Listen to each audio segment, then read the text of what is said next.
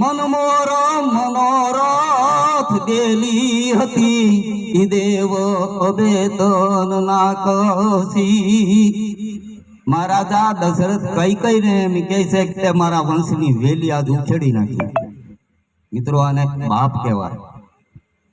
વડીલો કોને કહેવાય કે ભગવાન શ્રી રામને એક દિવસ નીંદર નહોતી આવતી જંગલમાં અને લક્ષ્મણને એ નિયમ કે ભગવાનને નીંદર આવી જાય ત્યાં સુધી એના પગ સાપવા, અને એક દી નીંદર નહોતી આવતી અને લક્ષ્મણ પૂછે છે કે કેમ પ્રભુ?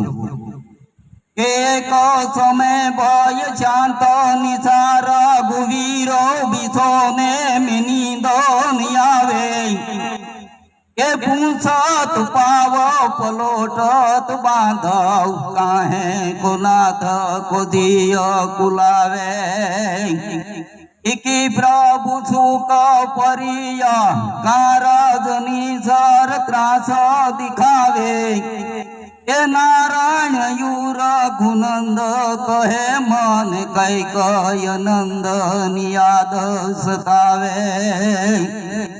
આપણા વડીલો મિત્રો એની ઝંખના કેવી હોય.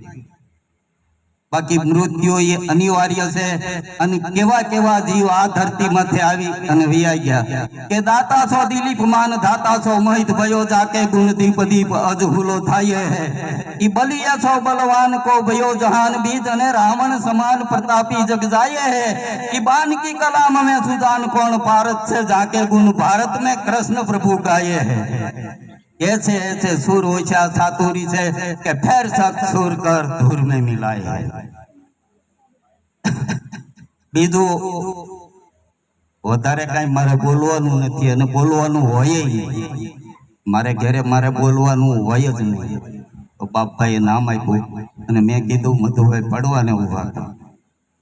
પણ દાદા પાણી આપણે હાથમાં આપીએ ને તે સંકલ્પ કરીએ અને તે ગોત્ર બોલાય.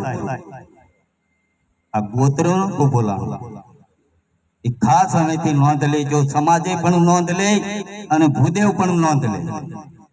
દાદા ક્યુ ગોત્ર કશ પે જાય